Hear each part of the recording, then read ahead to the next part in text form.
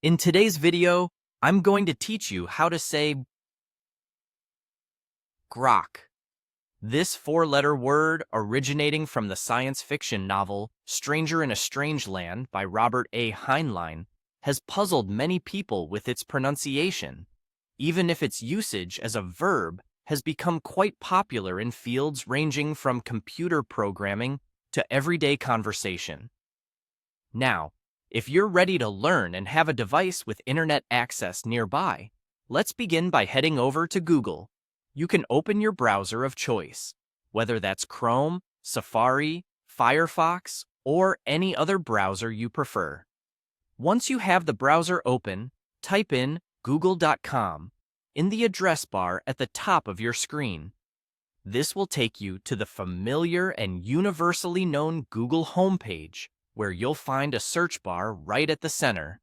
With that ready, move on to the search bar on the Google homepage and type in Grok pronunciation. The great thing about Google is that it reacts instantly to your inquiry and in most cases provides you with direct resources.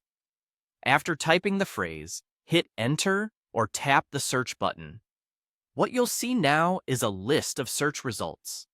Right at the top, usually, there is a pronunciation box dedicated specifically to the word you searched for.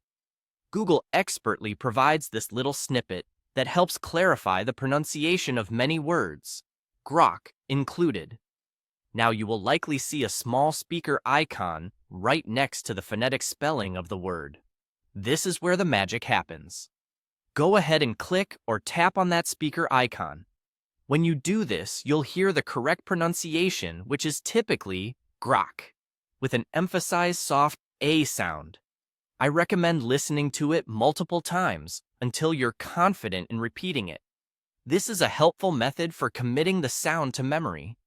Listening to the pronunciation while observing the phonetic hints Google provides can greatly enhance your ability to reproduce the sound accurately. And that's it. With just a few simple steps, you've learned how to pronounce Grok. It's amazing how much easier it is to learn pronunciation using the resources right at our fingertips. So the next time you read or use the word in conversation, you can be confident in its pronunciation. I hope you found today's tutorial useful and feel a bit more knowledgeable than before. Like, comment, or subscribe if you'd like more tips on mastering tricky pronunciations or exploring word origins.